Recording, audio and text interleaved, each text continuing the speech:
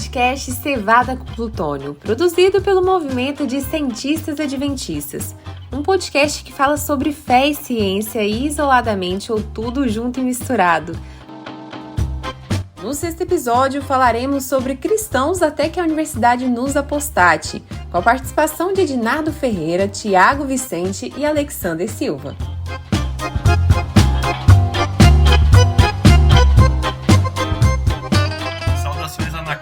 Tudo bem com vocês? Agora o nosso episódio número 0006, mais uma vez aqui com os meus amigos Ednardo Ferreira, também Tiago Vicente. Boa noite, sejam bem-vindos. Boa noite, gente. Vamos lá bater esse papo aí. Boa noite a todos aí, mais um podcast. Rumo a 10 mil.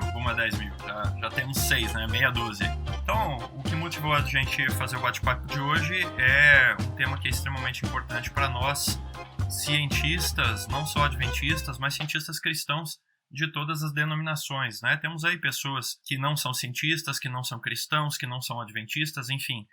Para você aí, o nosso grande abraço, dizer que é um prazer e uma honra ter você aí nos ouvindo, nos escutando, né, do outro lado aí do podcast. É muito bom a gente poder contar aí com os meus colegas de trabalho, um grande abraço para eles que estão acompanhando assiduamente o nosso podcast. E essa é uma pergunta que está vindo sempre à tona no meio acadêmico cristão, e é uma preocupação aí de, com certeza, muitos pais, né? Muitos pais, de alguns jovens também, mais conscienciosos. Pergunta é, né? A universidade, ela tem realmente esse impacto bombástico na vida espiritual das pessoas, a ponto de fazer a pessoa que era um crente, que era uma pessoa de igreja, que era um bom menino, uma boa menina, virar aí uma pessoa transviada, uma pessoa completamente ateia, ou então agnosticista, né? Ou então, quem sabe, uma pessoa aí que não guarda os valores da família judaico-cristã tradicional ocidental. A primeira pergunta que eu quero trazer para a discussão aqui é a seguinte: da onde vem esse conceito, da onde vem essa ideia de que a universidade ela traz essa grande ameaça para os nossos jovens cristãos? Se você não é um deles, quem sabe tem aí um irmão, então filho, filha. Eu quero perguntar aos nossos convidados hoje aqui, meus dois amigos debatedores, da onde vem essa ideia de que a universidade tira pessoas, especialmente os jovens, da igreja? Olha, particularmente eu confesso que eu não sei historicamente de onde vem essa história, mas uma coisa eu garanto. Em muitos lugares que eu já passei, muitos lugares, ambientes que eu já convivi, essa frase do tipo, meu filho entrou na faculdade, agora eu estou com medo, porque ele vai se perder, ou coisa parecida. O que já é curioso pelo seguinte: quando você pega a história das universidades no mundo, especialmente no Ocidente, que o nosso conceito é de universidade, partiram de instituições religiosas, né? Foram instituições católicas, protestantes nos últimos séculos, né? A tal da universidade secularizada, né, é coisa de talvez 150 anos para cá, 140, né? Então, historicamente, as universidades não nasceram num ambiente, digamos, ateu, agnóstico. Elas surgiram muito pelo contrário, em ambientes religiosos. Inclusive, a divindade, a busca por Deus estava dentro desse conceito. Mas realmente eu não sei dizer como isso virou o outro lado, tá bom? Mas o fato é o seguinte: todo mundo que é crente já escutou essa frase, nem que seja de uma vizinha, de uma parente: meu Deus, eu tô com medo do meu filho entrar na faculdade e se perder. Olha, ao meu ver, a faculdade, ela gera uma dificuldade de entendimento, porque eu entendo que, coincidentemente, ela ocorre num momento de vida de maior liberdade. Aos 18 anos, as pessoas costumam entrar na faculdade aos 18 anos. É nessa idade que eles costumam já, para quem tem mais condição, a ter carro.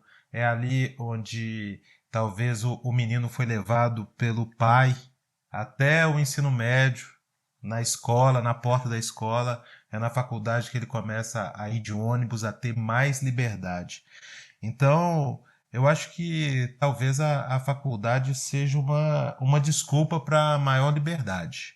Então, assim, eu não sei de onde veio isso, mas os acontecimentos que ocorrem simultaneamente à entrada do cristão na faculdade também acontecem várias mudanças na vida dele, principalmente na questão da liberdade. Tiago, eu penso muito nessa linha que você falou, sabe? Porque quando o pessoal fala assim, quando o jovem entra na universidade, ele abandona a igreja, né? Muitos abandonam a igreja, e eu tenho certeza que cada um tem uma história de vida aí com um amigo, um conhecido, um irmão da igreja, um familiar.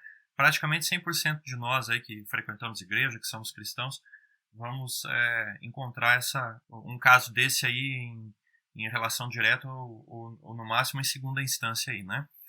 Agora, a questão toda é a seguinte, eu até hoje, e não estou dizendo que não exista, tá? Mas a gente tem que ter em mente o seguinte, até hoje eu nunca vi um estudo que seja um estudo científico, sistemático, que estabeleça essa relação entre a faculdade e o abandono da fé cristã. E eu também não estou dizendo que ela não exista, mas eu gostaria de medir, de quantificar isso, né? E aí a gente pode pensar, o pessoal aí dos métodos quantitativos sabe bem do que eu estou falando. Você cria lá um modelo de equações estruturais, aí você modela ele, aí quem sabe você tem uma variável mediadora ali, né, moderadora e tal, você tem as variáveis latentes, as variáveis explícitas, você vai medir as explícitas e tal, mas enfim, eu queria saber estatisticamente qual que é o efeito dessa variável, o valor desse efeito, na saída observada que é o abandono da fé, porque a gente tem que entender o seguinte, né, correlação não significa relação causal. Então, que existe uma correlação com o abandono da igreja e entre o abandono da igreja e a entrada na faculdade, isso é óbvio, claro que existe. Mas eu lembro sempre quando eu estava fazendo, na época do meu doutorado, né, estava fazendo lá a disciplina lá de métodos inferenciais e etc e tal, a gente tinha uma situação que é o seguinte, o número de igrejas está diretamente relacionado ao número de assassinatos numa cidade. Quanto mais igrejas, mais assassinatos. Isso é fato, é correlação estatística, forte. Mas o que acontece? As igrejas aí estão incentivando as pessoas a matarem umas às outras? Será que a religião causa esse efeito aí mesmo? Não, é uma variável muito simples, muito óbvia, é o tamanho da cidade, né? O tamanho da população. Quanto maior a população, mais igreja e mais assassinato também. Então, é esse tipo de estudo que eu gostaria de ver. É um estudo sério que pudesse eliminar os fatores comuns e a gente entender o quanto de efeito efetivamente a universidade tem na saída do jovem da igreja, no abandono dos princípios da fé cristã. Porque, como o Tiago falou muito bem, cara, é um momento de transição da vida desse cidadão aí. Né? Aí eu queria correlacionar o seguinte, o guri que entrou na universidade, ou a guria, né, sentido genérico aqui, entrou na universidade e o que não entrou. E fazer um estudo, né, de repente uma análise de coorte ali, e ver, comparando esses dois grupos, qual que é a proporção efetiva da faculdade em cima, né, do que não foi, ou do que foi para um outro caminho ali, né, como a gente estava conversando antes, aí foi para o exército, foi direto para o mercado de trabalho. Né? Então, realmente é uma coisa para a gente pensar, né? Porque é muito fácil a gente pegar esse negócio aí que está circulando por aí e dizer, não, e repetir, né? Simplesmente dar uma papagaiada aí. Enfim, a nossa proposta aqui é a gente analisar, a gente pensar e ir um pouco mais a fundo, né? Uma coisa interessante também é o seguinte, é a questão de que também a faculdade, para a imensa maioria das pessoas, é uma caixa preta. Então, por exemplo, o quanto por exemplo, eu sou da geração da minha família, das minhas famílias, eu sou a primeira geração que foi para a faculdade, tá? Eu tenho 48 anos, nas minhas famílias, por pai e de mãe, eu, minha irmã e alguns primos, fomos os primeiros a entrar na faculdade, tá? Então, meus pais não entraram na faculdade. Eu sei que alguns da geração dos meus pais e tios tinham esse preconceito com a faculdade, mas eu passei por ela agora. Então, por exemplo, eu não tenho medo da minha filha ir para uma faculdade. Então, o quanto, colocando mais um pingo aqui, né? O quanto esse preconceito com a faculdade é de um país onde até 20 anos atrás, menos de 2 ou 3% da população tinha acesso ao nível superior, né? O quanto era uma caixa preta que ninguém conhecia. Porque o mercado de trabalho, as pessoas conhecem. Você falou serviço militar, as pessoas conhecem. Carreiras sacerdotais, as pessoas conhecem, né? Enfim, outros vagabundar em casa as pessoas conhecem, né? Mas o meu universitário era uma caixa preta para muita gente. Então, qualquer tipo de lenda urbana que fosse espalhar entre as pessoas podia se propagar muito. Então, eu também estou deixando mais esse fator para ser analisado. O quanto esse desconhecimento do que era aquele mundo contaminou gerações anteriores. E será que a minha geração vai ter esse preconceito tudo com os meus filhos? E Alex e Edinardo, uma coisa também que faz eu pensar é que às vezes esse mito, né? Igual você falou, enquanto não é estudado, aquilo é uma teoria, é um mito. Essa ideia de que a faculdade tire o jovem da igreja, eu crio até mais uma variável aí para esse teste que o Alex gostaria de fazer. Será que esse jovem que entra para a faculdade talvez não seja porque o percentual dos jovens que mais participam na igreja, esses jovens que são mais influenciadores na igreja, não são também um percentual que entra mais na faculdade, e aí quando ele sai da igreja, ele é o jovem que foi lembrado? Às vezes aquele jovem que estava ali no fundão, às vezes aquele jovem ali que foi até a adolescência e saiu da igreja, talvez ele não foi lembrado que um dia estava na igreja. Eu estou jogando isso para a gente, como cristãos, raciocinar que às vezes a gente fala coisas que talvez no nosso grupinho pode ser algo relevante.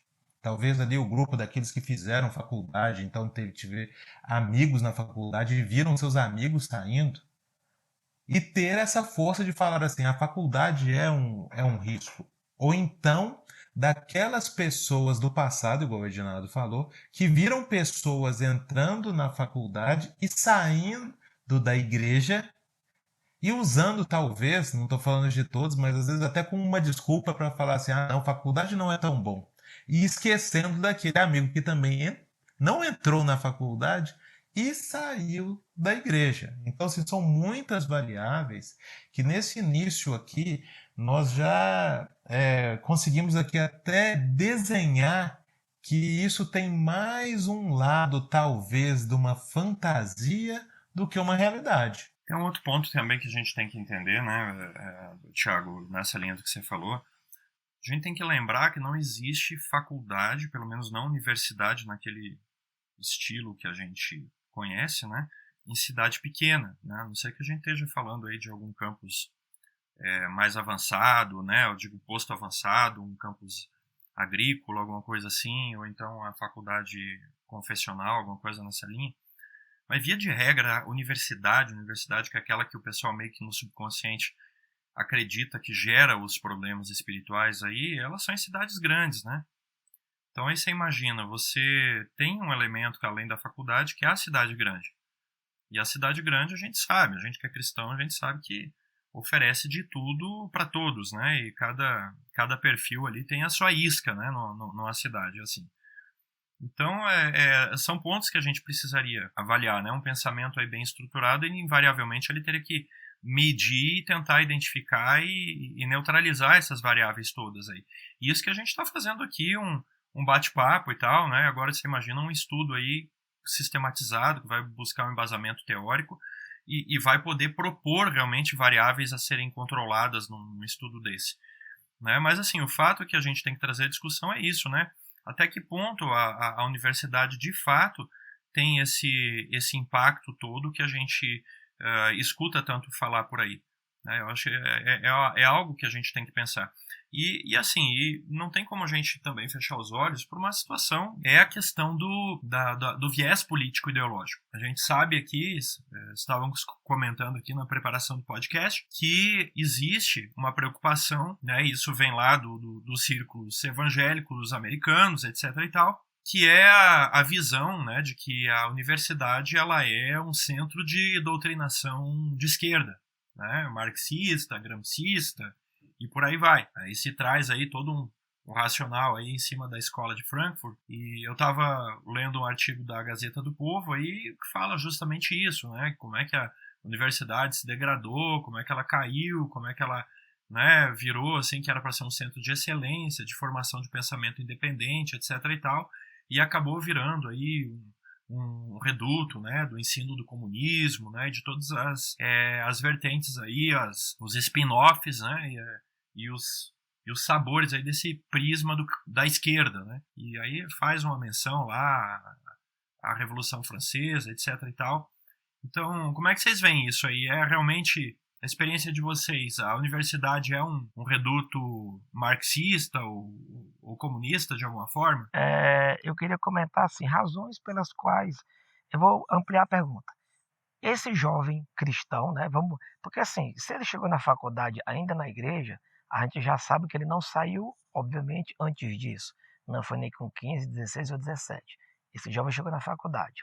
As barreiras que eu veria dentro de uma faculdade, ou que eu vi, foram, primeiro, algum confronto, digamos, ideológico, político, tá? A segunda barreira que eu veria, quando eu falo barreira, é um confronto onde esse jovem teria sua fé, teria sua experiência cristã confrontada, né? Onde ele poderia ser sacudido e cair, por exemplo, né? Estou criando aqui essa hipótese aqui, tá? Seria algum confronto ideológico? Seria alguma questão de a sua fé confrontada com alguma tese? O que eu veria hoje, um desafio para esse jovem que está chegando na faculdade, né? Vamos pensar que esse jovem cristão chegou na faculdade, passou no vestibular, cortou o cabelo se for homem, está lá todo feliz. Que tipo de coisas vão confrontá-lo na sua fé? Uma que eu enxergo é questões acadêmicas / científicas. Por exemplo, a questão do criacionismo. Às vezes o cara é criacionista e ele está num curso onde se bate muito na questão evolucionista, por exemplo. E ele pode ser colocado, né, em jogo sua fé, ele pode balançar devido aos argumentos. Você vai ter a questão, por exemplo, política ideológica, que em alguns cursos, ou você vai ter o Jesus histórico, você vai ter um monte de outros confrontos que, de outras maneiras, podem confrontar os valores daquele jovem e ele, de um jeito ou de outro, ele pode se balancear. Também tem esse segundo aí, né? Mas tem um terceiro que eu queria destacar, que é a questão que já falamos lá no começo. Cara, o quanto é porque ele está no ambiente livre. Agora ele não é mais aquele menino que vai para a escola com o papai, que o papai comprova o livro escolar, né? Agora ele está bem mais livre para ser o caminho que ele quer seguir, né? Exatamente isso aí, e a gente tem que lembrar o seguinte, eu acho que você trouxe um gancho aí que a gente precisa fazer esse traceback aí da história toda, né? Até quando as universidades eram confessionais, 100% delas, né? Porque a gente tem que lembrar que as grandes universidades eram cristãs, né, no passado aí, pelo menos até as revoluções americana e francesa, né? Então essas universidades eram católicas e mesmo lá você tinha um certo espírito de rebeldia, né? Assim, talvez não no sentido como a gente está acostumado a ver hoje, mas havia sim essa provocação ao livre pensamento e tal, porque afinal de contas ali você, né, pelo menos as boas universidades, as famosas, você estava tentando formar pensadores ali, pessoas que iriam influenciar a sua geração e quem sabe até as gerações sucessivas, né? Então, depois, mesmo nesse contexto, você tem toda essa liberdade, e aí depois você vem com a Revolução Francesa, né? E vocês sabem, acho que o nosso ouvinte aí também, que quando vem a Revolução Francesa, você vem com alguns valores. A Revolução Francesa é uma revolta, né? É uma reação ao sistema monárquico, né, e ao papado. Então aí você vem com uma proposta diferente, radicalmente diferente, que é: vamos eliminar a religião, porque a religião só causou problemas até aqui, e é graças à religião aí que a gente tem o domínio e tal. E aí, então, o que a Revolução coloca no lugar, né, da religião? A razão. Tanto é que é bem notório, bem famoso, conhecido no meio adventista, pelo menos, a questão da entronização da deusa da razão, né? Durante a Revolução Francesa, que se pegou uma prostituta, colocou ela numa liteira, né? E levou até a catedral lá em Paris e se entronizou, né, simbolicamente aquela prostituta como a deusa da razão, né? Enfim, por quê? Porque havia essa prerrogativa, né? Essa premissa da Revolução, que era destronar realmente a religião e colocar a razão no lugar. E aí, como a gente vê que as nossas universidades, não só a nossa universidade, o nosso sistema cultural, ele bebe fortemente no iluminismo, né, no pensamento revolucionário francês aí, é óbvio que a gente vai encontrar muito desse espírito também na universidade. Agora que eu quero chamar a atenção, e isso não é tema para esse podcast, isso aí é tema para uma outra conversa, mas aqui já fazendo uma palhinha, é o seguinte: a gente tem que ter em mente o seguinte: a Revolução Francesa trouxe muitos males? Sim, trouxe. Né? Dentro da visão escatológica historicista, a gente sabe que a Revolução Francesa ela está profetizada em Apocalipse 11. Ah, se você não sabe por quê, se você não concorda, você gostaria de saber mais, procure aí o site lá, biblia.com, ou encontre uma igreja, então vá numa igreja adventista e peça ali um estudo sobre o Apocalipse, você vai entender onde que a Revolução Francesa se encaixa ali. Né? Mas o fato é o seguinte: a Revolução Francesa trouxe muitas coisas ruins, mas ela se rebela não é contra a religião pura de Cristo. A gente tem que ter isso em mente. Tá? Então, assim, os revolucionários franceses, tinha muita coisa ali ruim? Claro que tinha, óbvio, ninguém está passando pano para uma série de atrocidades ali, né, e uma série de desvarios aí que vem do ateísmo, etc. e tal. Mas a gente tem que entender também que esse povo estava, sim, de fato, sendo explorado pelo papado, pela monarquia, por todo aquele estamento, né, todo aquele sistema de coisas que existia. Né? Então isso é extremamente relevante para a gente. Né? Então, antes de eu chegar a Revolução Francesa, condenar, jogar no lixo, né, tacar fogo em cima, proferir um anátema em cima disso, a gente tem que entender o contexto e entender que Deus ali também, assim como usou Nabucodonosor, assim como usou a Medo-Pérsia, né, e a Grécia e tal, para cumprir o seu propósito, Deus também estava usando uma coisa violenta que não era da vontade dele, mas também para corrigir alguns rumos aí que a humanidade estava tomando que precisavam, né, urgentemente ser corrigidos.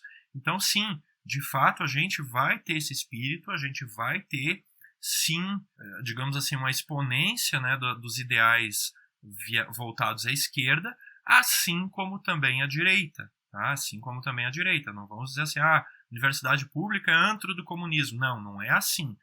Não é bem assim, né? Tem, sim, os seus vieses, mas também tem os seus vieses mais à direita e mais reacionários também, dependendo do professor, dependendo do curso, dependendo dos seus colegas, né? Do histórico da instituição, uma série de coisas aí.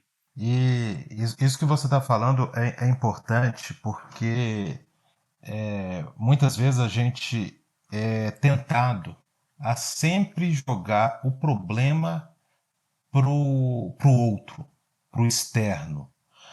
A Revolução Francesa, ela nos lembra que muito dos problemas que nós temos, eles às vezes nascem dentro de nós. A Revolução Francesa, ela foi nada mais, nada menos que uma revolta contra uma atitude dos próprios cristãos que estava errado. A ideia de você tentar criar uma teocracia, uma ideia de você tentar subjugar as pessoas, uma ideia de você tentar dominar interpretações bíblicas. E isso nos lembra que, às vezes, uma desculpa que a faculdade ela é um problema para os nossos filhos, às vezes está na fraqueza do nosso testemunho. Às vezes está na nossa fraqueza de, às vezes, responder aos nossos filhos que a gente não sabe. De que, às vezes, tentar dar uma resposta para tudo e o filho, talvez entrando numa faculdade, conheça pela primeira vez um argumento interessante de um outro lado, que nunca foi colocado para ele ter uma ideia daquilo. Até alguns anos atrás, eu vi, assim, por exemplo, aqueles filmes tipo Star Wars, né? Os rebeldes e não sei o que, se revolta contra o Império. Eu pensava, assim, sinceramente, que era tipo um estratagema do inimigo para colocar, assim, a rebeldia como uma coisa boa, né? E tudo que é organizado, tudo que é ordenado, tudo que é metódico, tudo que é sistemático, tudo como uma coisa ruim. Né? E eu acho que tem ainda, assim, essa pegada, né? Mas quando você começa a estudar mais a fundo a Reforma Protestante, né, e você pega alguma literatura, como agora estou lendo o Livro dos Mártires, né, de John Foxe, que é um clássico, né, já lá do século XVI, sobre os mártires aí. Cara, assim, isso é muito forte. Na realidade, esses filmes todos que a gente vê, eles são paródias muito pálidas do que foi realmente a Reforma Protestante. A Reforma Protestante foi extremamente rebelde.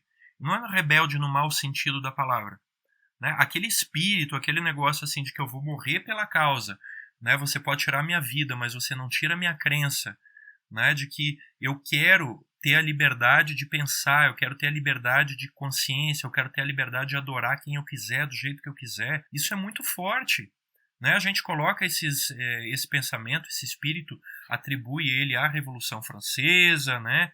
A esse espírito aí mais progressista, mas esse era o espírito dos reformadores, e não é porque eles queriam tacar fogo no parquinho, é porque realmente eles viviam debaixo de uma opressão tremenda, tamanha. Eu sempre gosto de usar esse exemplo aí, né? Um exemplo lá como eu uso de vez em quando lá no programa Clássico dos Professores, no canal Adventistas Lago Sul, né, que ajuda a gravar lá esse programa. O papado, ele tinha um poder tão grande, que se o Papa excomungasse um crente, certo? Ele podia fazer essa excomunhão post-mortem, e a alma, de acordo com o que se acreditava na época, a alma do infeliz, se estava no céu ou se estava no purgatório, ele ia direto para o inferno. Então, assim, você consegue imaginar o tamanho desse poder? É um cara que tem poder para arruinar, para fazer o que quiser com você nessa vida e na vida do além. Então, esse espírito de rebeldia, né, de revolta, né, e não é aquela revolta violenta, não é aquele negócio assim, né, vamos criar uma revolução, vamos botar fogo nos ônibus aqui e tal, mas é aquele desejo, aquela sede, né, eu acho que é mais com a sede, aquela asfixia que anseia pela liberdade, né, a todo custo, que levou a esse pensamento. E aí vai, né, mais uma vez aí acontece, esse mesmo problema começa a se repetir agora no meio protestante, no século XVII, e aí nesse contexto, nesse burburinho, sai a Revolução Francesa. De novo, não estou dizendo que seja, né, não estou fazendo aqui uma apologia, né, a Revolução Francesa, mas a gente tem que entender esse contexto, a gente tem que enxergar na Revolução Francesa também as causas legítimas, também as causas justas, que ainda que foram tratadas por um meio incorreto, né, as causas em si existiam, a gente não pode negar que elas existiam, né, era fato isso. Um comentário também é o seguinte, você falando dos nossos heróis da Reforma Protestante, eles começaram no meio acadêmico. Foi um ambiente acadêmico, tudo bem, que não é a universidade que a gente conhece hoje, tá? A gente tem que tomar cuidado com anacronismos. Mas vamos lá, voltando aqui. Bem, pegando o gancho aí do Tiago, a gente tem que lembrar, do Alex, a gente tem que lembrar que esses heróis que a gente falou da Reforma Protestante, por exemplo, e alguns heróis que eram católicos na época, inclusive, tá? Esse pessoal era católico quando começou esse heroísmo, tá? Eles não nasceram protestantes, tá? Esse pessoal cresceu num ambiente acadêmico onde havia uma certa liberdade de estudo, de análise, tá certo? Havia essa liberdade e esses homens tinham um compromisso não apenas com Deus, sem dúvida, mas eles tinham um compromisso com, digamos assim, um rigor científico. Tudo bem que não tinha método científico nessa época como a gente conhece hoje, mas existia sim um pensamento crítico, um pensamento amplo, um pensamento, né, bem holístico sobre a verdade, sobre tudo. E isso só foi possível num ambiente acadêmico. A verdade só pôde brotar no ambiente, pelo menos do século XV para cá, num ambiente acadêmico, que hoje as pessoas têm medo, né? Então, lembrando sempre que mesmo aquele professor que a gente fica demonizando, né, porque ele é ateu, porque ele é agnóstico, porque ele é comunista, porque ele é homossexual, seja lá o preconceito que a turma use, esse cara, por mais que ele tenha pecados como qualquer ser humano, ele é acima de tudo uma pessoa que tem muita preocupação com a verdade. Tudo bem, a verdade dele não tem Deus. Agora imagine o que pode ser o poder de um universitário que, além de buscar a verdade científica, acadêmica, profissional, ele também tem Deus no coração. Então a gente tem que lembrar aqui, voltando, esses heróis bíblicos nasceram em ambientes acadêmicos, os mais recentes, né? E eu faço uma pergunta aqui pra gente, né, nessa questão, assim, de que às vezes nós vemos cristãos, assim, com tanto medo da faculdade. Assim, até quanto os nossos estudos bíblicos que ocorrem nas nossas igrejas são tão fracos assim. Igual o Ednardo falou, na academia, sim, e também em outros lugares, nós vamos sempre ver argumentos bons do lado não cristão. E isso não é uma questão só nossa. Vamos aqui para Gênesis, vamos para Noé. Será que foi fácil para ele construir um barco em terra? Será que ninguém ali não foi ali até ele rir dele? Porque, lembre-se, nunca tinha chovido. Vamos pegar algum outro exemplo, Daniel. Será que para Daniel foi fácil ali na corte de Nabucodonosor? Será que não tinha ninguém zombando que o Deus de Daniel não foi capaz de protegê-los de Nabucodonosor? Será que não tinha ninguém ali zombando de que os deuses da Babilônia não eram mais fortes? Vamos pegar aqui mais exemplos aqui, saindo um pouco da Bíblia e chegando.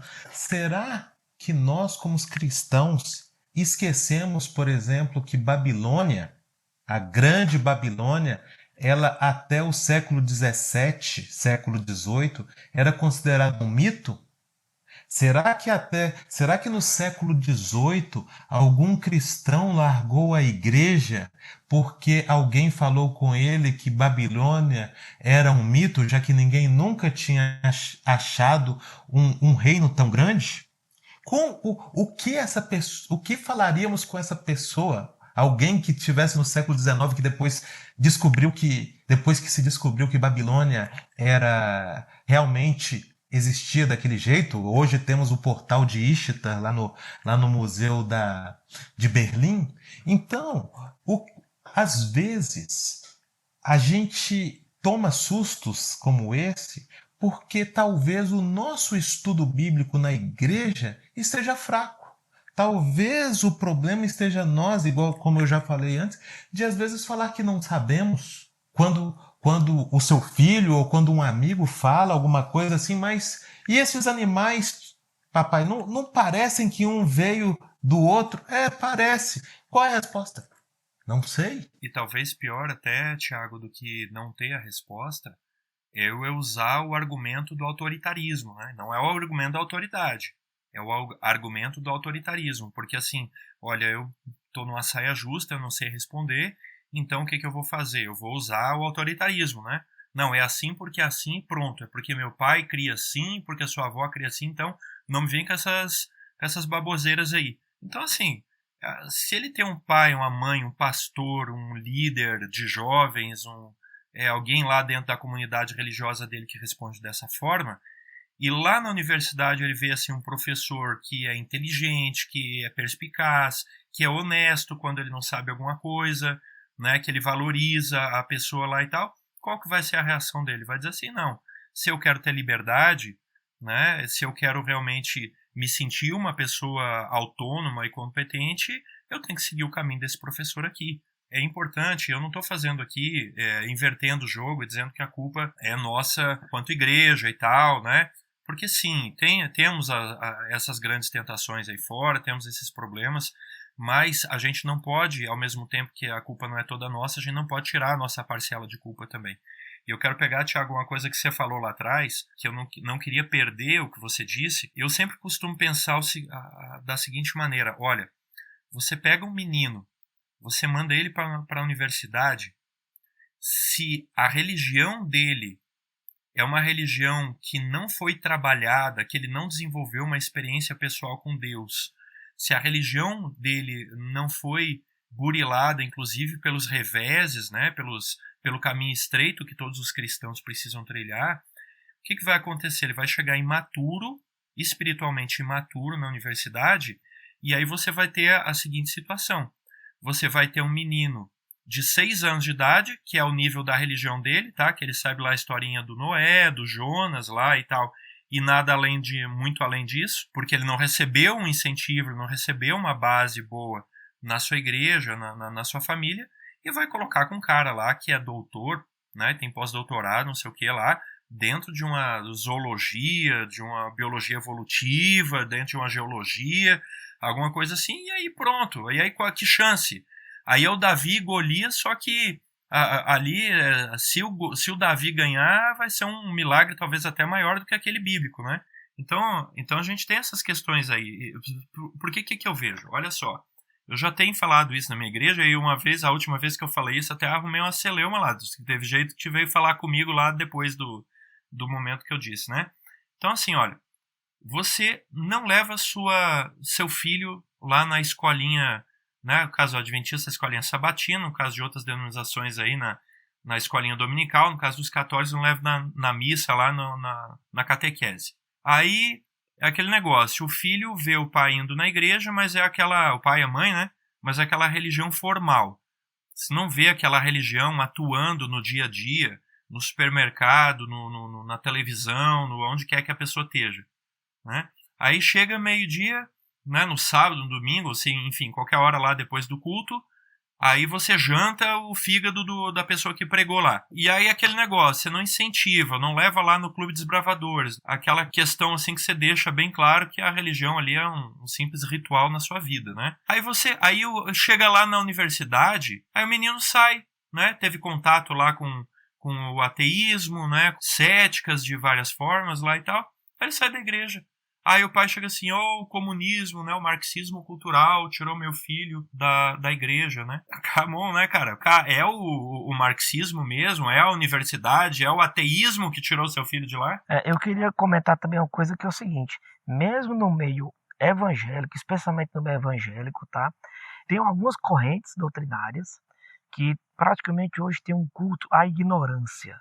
Eu já escutei pastores, não adventistas, tá? Mas se queixando do seguinte: tem igrejas onde a próprio estudo da Bíblia não é recomendado. Olha só que absurdo.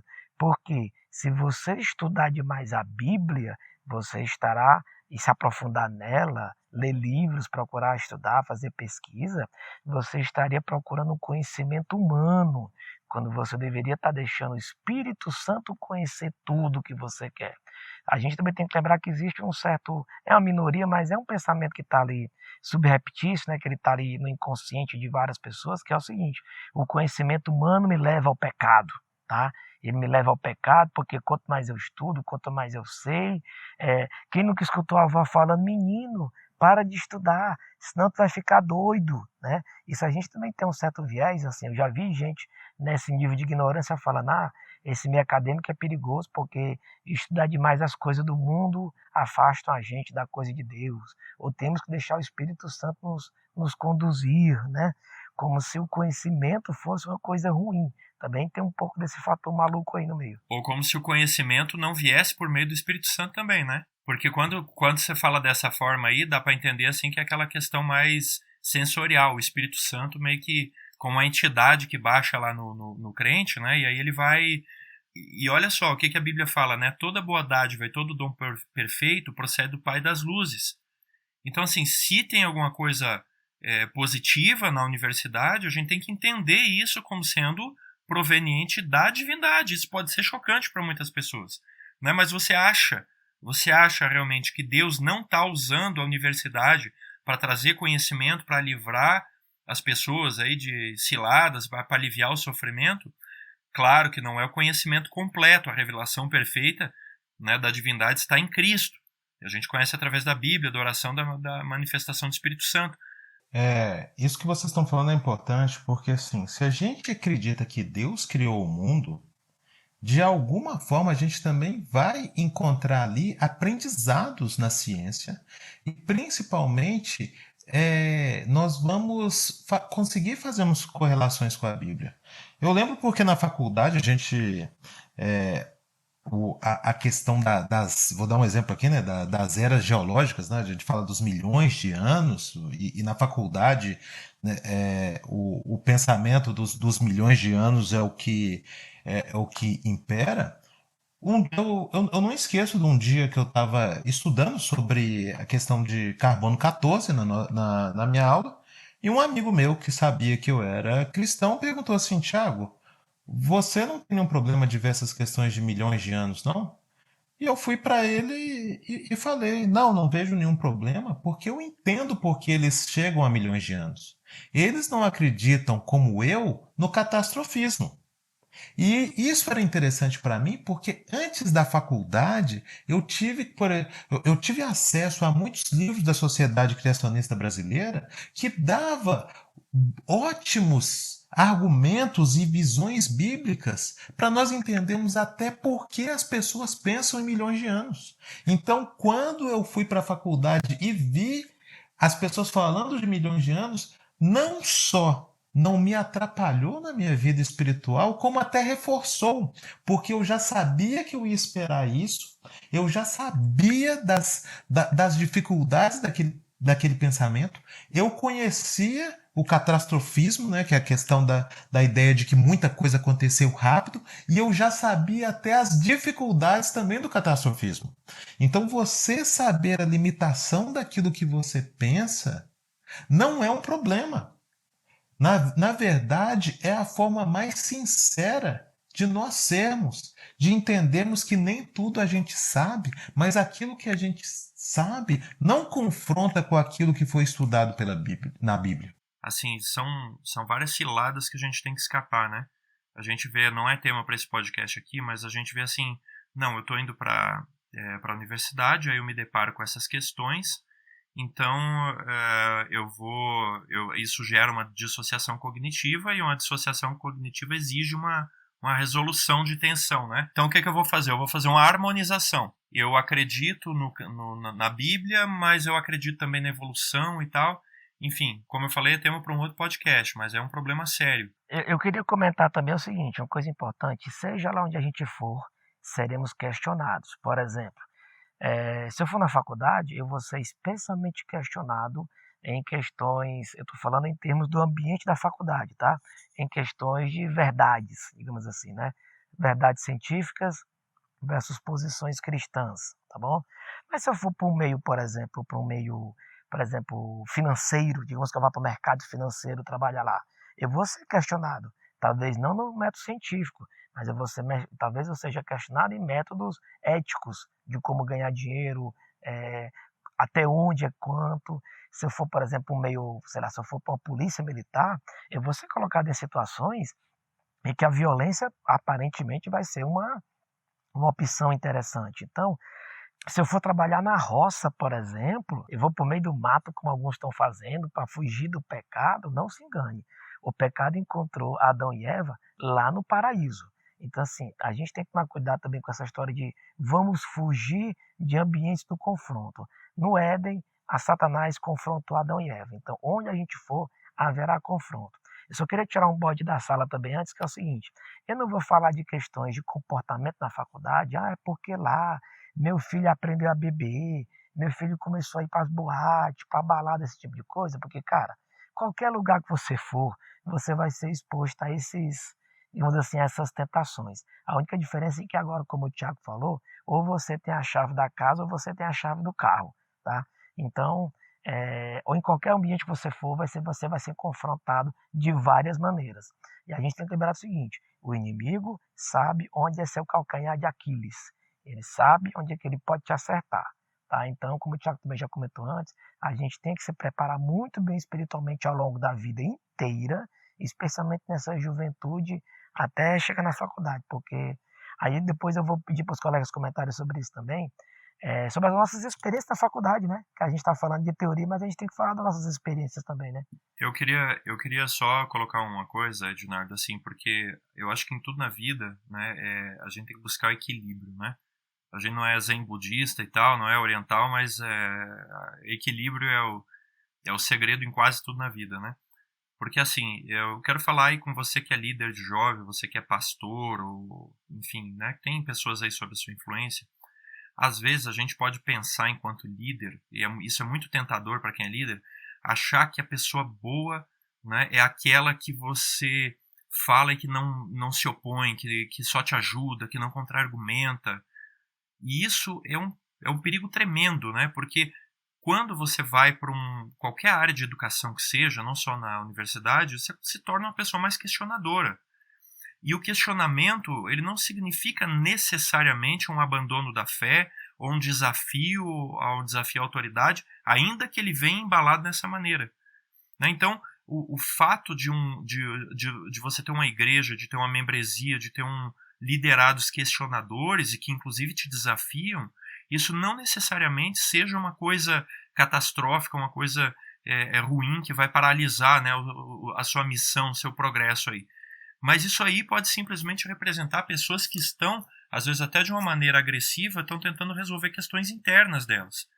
Né? E o questionador, se você consegue oferecer uma resposta satisfatória, honesta e limpa para essa pessoa, ela vai te dar mais trabalho, sim, mas essa pessoa bem orientada e bem encaminhada, ela vai ser uma força muito grande que vai te facilitar muito o trabalho no médio e longo prazo também.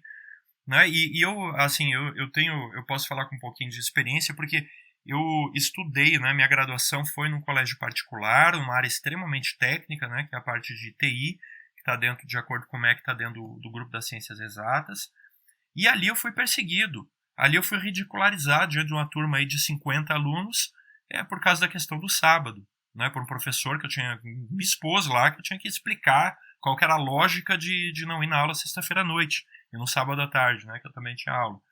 Ali também escutei pessoas ali falando umas blasfêmias ali a respeito de Deus, da criação do mundo, da visão criacionista, né? E era uma universidade particular, privada, no caso, um curso técnico. Então, assim, tipo, aquele curso que todo pai conservador recomenda pro seu filho. Não, vai ali que ali não vai ter comunista, ali não vai ter esses trem todo, né? Depois eu estudei numa universidade pública estadual, depois numa universidade pública federal. Encontrei ali, em todos esses lugares, pessoas fazendo apologética lá ao comunismo, né, ao socialismo, lá, todos os viés de esquerda, e também encontrei gente fazendo apologia descarada também ao conservadorismo, né, ao reacionarismo. E vou dizer o seguinte, no último caso, né, na minha situação foi na UNB, o pior caso foi justamente, teve duas situações muito ruins, né, dois momentos muito ruins no meu curso, que um era um professor lá que era extremamente esquerdista, que era chato, era uma coisa assim que a turma toda tinha horror, né, da aula, e o outro caso era uma professora, também na mesma situação, a turma toda tinha horror da aula dela, que era um viés reacionário extremamente direitista, vamos chamar assim. Nesses dois extremos foram muito ruins. Então, o que eu quero dizer com tudo isso, né? A gente tem que abandonar essas ideias preconceituosas que a gente tem, não preconcebidas, mas preconceituosas, porque as coisas não são estereotipadas do jeito que a gente pensa que são, elas são muito mais complexas do que isso. E você vai descobrir que tem, no meio lá do joio, vai ter muito trigo bom lá, e às vezes você nem faz ideia quem são. Olhando, você não consegue dizer. Para eu dar já que o Edinaldo falou, dar alguns exemplos aqui do que eu passei na faculdade. A faculdade, para mim, realmente, as tentações que eu tive não foram, e as provações que eu tive não foram muito nessa questão ideológica. Na verdade, eu tenho até bons testemunhos. Eu sou da área de exatas, né? Eu fiz engenharia, mas eu gostava muito de fazer matérias fora da área de exatas. Eu tenho um caso, né, que aconteceu na disciplina, né, de introdução à filosofia, que era ética. O professor, ele, por algumas questões assim, ele sabia que eu era cristão. E já no final do curso, né, ele foi fazer uma brincadeira, e ele fez a brincadeira, ele estava conversando e falou assim, porque estava falando sobre mitos, né? Como a gente pode ver na nossa sociedade aí, como pessoas acreditam no mito Adão e Eva. E ele, quando falou isso, ele olhou para mim. Nessa hora, eu bem rápido eu levantei a mão assim, e ele falou... Qual é a sua pergunta? Aí eu falei assim, professor, o que é postulado? E ele foi e falou, olha, postulado é uma afirmação ou fato que a gente admite sem a necessidade de uma demonstração. Aí eu sorri para ele sorriu para mim, ele não viu aquilo como uma afronta, e ele continuou a aula. Porque eu via que naquela oportunidade eu tinha que, de alguma forma, testemunhar para as pessoas de que o cristão também não é totalmente um avesso à ciência, né? A gente não tem, e isso até eu gosto sempre de falar com as pessoas, né? Não é que a gente não acredita na ciência, né? É que a gente não desacredita das verdades bíblicas. Então a gente acredita nas verdades bíblicas e a gente acredita na ciência. Mas a gente não acredita em tudo o que é teoria científica. Pessoalmente, eu já vi que eu fui mais felizado, eu sou de computação, tá, gente? Fiz mestrado em transportes, são áreas de exatas. Inclusive, a gente estava conversando em off antes de gravar, que infelizmente aqui não tinha pessoas hoje de outras áreas, né? Alguém de saúde, alguém de biológicas, alguém de, sei lá, da área de humanas, né? Porque seriam outras visões, provavelmente, que geralmente, a princípio, a área de exatas, especialmente computação e engenharias, não tem tantos dilemas, né, que a gente vai se confrontar. Mas eu tive experiências, por exemplo, com professores agnósticos que me liberaram no sábado numa boa. E eu tenho que admitir o seguinte: todos os pecados que eu cometi na faculdade, eu poderia ter cometido fora dela. Então, não cheguei a ser confrontado. E eu posso falar que eu sei que os colegas também não. Em nenhum segundo da faculdade eu pensei em sair da igreja. Não. Mas eu agradeço muito a uma base que eu tive, tá certo? Uma base não apenas religiosa, que eu, inclusive, minha família também está longe de ser uma referência religiosa em Fortaleza, mas assim, eu tive uma base, digamos, intelectual robustas e uma boa, como é que eu vou dizer, uma boa base bíblica e uma base tranquila. E assim, e quem eu vi saindo da igreja, sinceramente, quem eu vi saindo da igreja na faculdade, saiu, foi virar militar e saiu, foi virar comerciante e saiu, foi trabalhar na indústria e saiu, sei lá o que ele foi fazer. Às vezes foi até para uma faculdade adventista, uma faculdade evangélica, e saiu também. Mas isso não me assusta, não me assustou na época.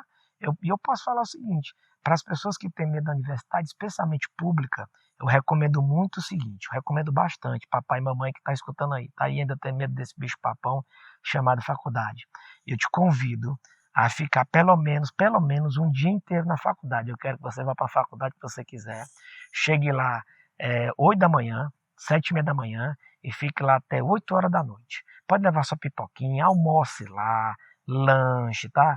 Leve um celularzinho para passar o tempo e fica olhando o que você vai ver naqueles corredores. Eu te garanto, a imensa maioria dos estudantes quer apenas chegar, fazer sua disciplina e ir embora.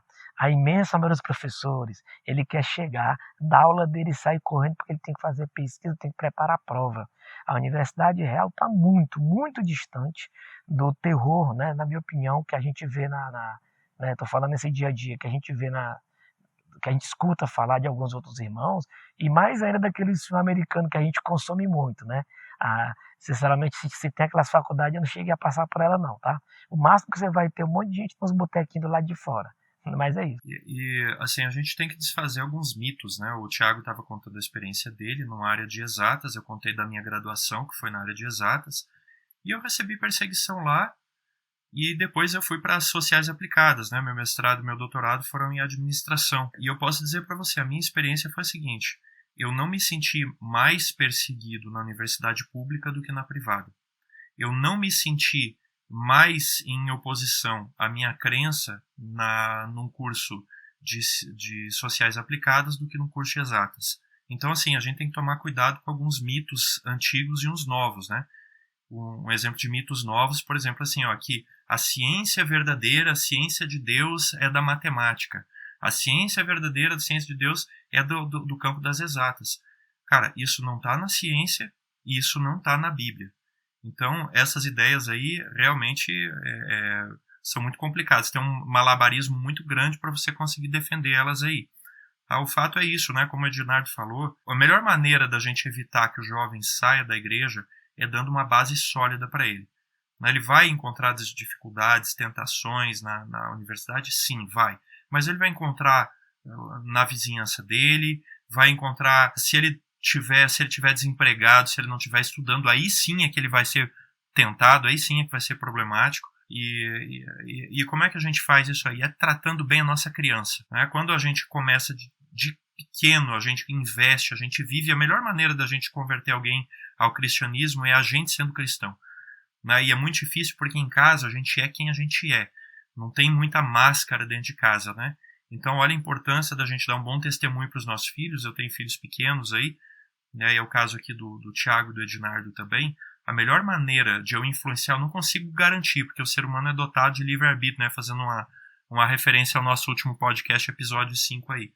O ser humano é dotado de livre-arbítrio. Os meus filhos, eles vão ter total liberdade se eles querem ou não seguir a Deus. Mas se eu quiser aumentar as chances deles, eu tenho que ser um cristão em casa, e esse processo tem que começar de pequeno.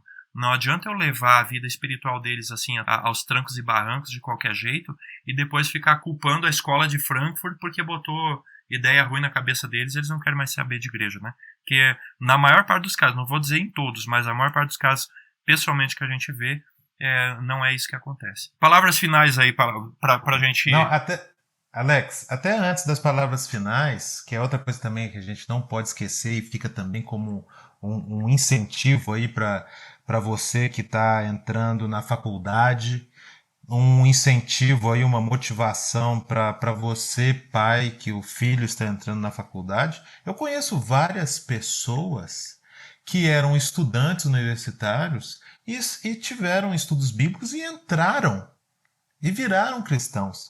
Eu conheço histórias de professores universitários que se batizaram e viraram cristãos. Às vezes a gente vai com tanto medo de um lugar que talvez esteja ávido para escutar a esperança que a gente carrega no coração. Perfeito, muito bom. Gente, maravilhoso, né? É um tema aí que a gente pode voltar no futuro, porque a gente percebe aí que rende bastante. Tem muito conteúdo, muita coisa a ser dita. Quem sabe, como vocês comentaram, trazer pessoas de outras áreas aí para tentar agregar mais essa discussão, que eu julgo ela como inicial ainda, né? Muito embrionária. E, assim, palavras finais aí, poucas palavras, né? Para aquele jovem que está entrando na universidade ou está se deparando com algumas questões lá. Para os pais aí, eu acho que a gente já falou bastante aí ao longo do podcast, né? Mas como é que você arremata o episódio de hoje, Thiago e Ednardo? Eu diria, de repente, para esse jovem o seguinte: jovem, a faculdade vai ser uma experiência extraordinária para você e para sua família. Você vai ter uma visão de mundo gigante, né? E pegando o que já foi falado pelo apóstolo, onde, se você acha que ali tem pecado, né, ali superabunda a graça. Então, na verdade, esse mundo de conhecimento que você vai poder encontrar ali vai ser uma oportunidade tremenda de conhecer mais a Deus, tá? E de conhecer perguntas honestas de muitas pessoas honestas, que elas realmente têm questões verdadeiras e cruciais que podem até confrontar com o que a gente pensa. Mas imagine que ali pode ser uma tremenda oportunidade da gente levar o evangelho para essas pessoas, tá bom? E é um ambiente que vai ter vários desafios, mas com certeza vai ter número de oportunidade inacreditável. E lembrando que pessoas como Daniel, como a gente já citou aqui nesse programa, foram pessoas que, e seus amigos, né, elevaram o nome de Deus acima de tudo, não apenas pela questão das visões que eles tiveram, né, mas acima de tudo pelo testemunho de vida espiritual e também pelo conhecimento humano, tá? Lembrando que esses homens impressionaram o próprio Nabucodonosor, que era o império mais importante do mundo naquela época. Ele conseguia trazer as melhores cabeças de todo o mundo conhecido, quer dizer, ele tinha dezenas de milhares de jovens tremendamente capacitados, tremendamente habilitados, e uma das maneiras que esse homem foi tocado por Deus foi pelo conhecimento desses jovens, ávidos por conhecimento, pessoas estudiosas, laboriosas, mas acima de tudo pessoas fiéis, tá? Então entenda, a faculdade, se você tá com um pouquinho de medo, cara, sério, larga isso e se joga, cara, se joga que lá vai ser maravilhoso. A minha dica aí para você que está entrando aí na faculdade é igual o Ednardo mesmo falou, vá. Você vai aprender muita coisa de Deus, muita coisa que vai abrir seu leque profissional para que você tenha muito mais oportunidades. E eu deixo um versículo, né? Tiago, capítulo 1, verso 5, diz o seguinte: se algum de vocês tem falta de sabedoria, peça a Deus que a todos dá livremente, de boa vontade, e lhe será concedida. Vá à universidade, aproveite, aprenda, estude, continue lendo a sua Bíblia, indo para a igreja, que você vai ver toda a coesão entre a Bíblia e a ciência verdadeira. Então, eu finalizo aqui dizendo que José do Egito, né, Moisés, Daniel, Nicodemos, eram eruditos, né, eram pessoas inteligentíssimas que eram inigualáveis na época deles e foram grandes instrumentos de Deus, né, para fazer coisas maravilhosas com o conhecimento espiritual, com o poder do Espírito Santo, mas que se empregou, né, que utilizou também o conhecimento humano que eles adquiriram nos meios seculares e nas condições mais desfavoráveis possíveis, possivelmente muito mais desfavoráveis do que a nossa. Então, em tudo a gente precisa ter equilíbrio, a gente precisa seguir o caminho da fé, assim como faziam os valdenses, né? Os valdenses eram um povo perseguido, pré-reformador, né, que vivia sendo caçado e exterminado aí pelo status quo, e usava como estratégia, uma das suas principais estratégias era mandarem seus jovens, né, para as universidades da Idade Média, lá procurarem pessoas com quem eles pudessem compartilhar o conhecimento da Bíblia, né, porque eles sabiam que no meio daquele povo, no meio daquele campo, eles iam encontrar pessoas abertas para o conhecimento, dispostas a enxergar as coisas de uma maneira diferente, a imaginar as coisas de maneira diferente, e ali muitos cristãos, né, muitas pessoas aderiram à fé valdense porque realmente as universidades eram esses celeiros dessas características, né? Então, assim, cuidado, né, e humildade a gente precisa ter em todos os caminhos da vida. Na universidade não é diferente. E oferece-se risco na universidade? Sim, se oferece risco lá. Mas nenhuma situação, né, que a gente se depara na nossa vida, Deus não fez provisão para o nosso livramento. Em qualquer situação da nossa vida, a gente precisa estar em comunhão com Deus, na universidade não vai ser diferente. Então, tendo isso, a gente vai, sem dúvida nenhuma, ter sucesso e vamos prosperar tanto na nossa trilha secular quanto na nossa trilha espiritual também. Obrigado, né, o Thiago, o Ednardo aqui pela conexão de vocês, aqui pela participação no podcast de hoje. Foi muito enriquecedora, tá? Obrigado aí pelos valiosos comentários aí, todas as coisas que vocês trouxeram, experiência, né? Compartilhar um pouco aqui com a gente. Obrigado você também que nos escutou no episódio de hoje. Se esse podcast está ajudando você, se ajudou a trazer novas questões, considerações diferentes aí para aquilo que você pensa a respeito da universidade, não deixe de compartilhar. Se você concorda com isso que você ouviu, deixa os comentários aí, né, no nosso podcast aí no YouTube, no chat, nós vamos tentar responder na medida do possível aí. Se você concorda, discorda, não tem problema nenhum, pode colocar aí seus comentários e, enfim, vamos fazer esse podcast chegar em quem precisa, né? Um abraço para você, a gente se encontra na próxima semana às 17 horas, então na quinta-feira a gente lança mais um episódio Cevada com Plutônio. Até lá! Você já nos segue nas redes sociais? Não? Então siga-nos agora mesmo no Spotify e inscreva-se no nosso canal no YouTube. Assim, você não perde nenhum episódio do nosso podcast que vai ao ar toda quinta-feira às 5 horas da tarde. E se você é adventista, aluno ou titulado com mestrado ou doutorado em qualquer área do conhecimento, faça parte do movimento Cientistas Adventistas. Mande um e-mail para cientistasadventistas@gmail.com. Será um prazer ter você conosco. Aviso! O Movimento de Cientistas Adventistas é um ministério de apoio que não possui vínculo jurídico ou administrativo com a organização da Igreja Adventista do Sétimo Dia. O podcast Cevada com Plutônio não fala em nome da Igreja Adventista do Sétimo Dia, suas instituições, ministérios oficiais, obreiros ou colaboradores.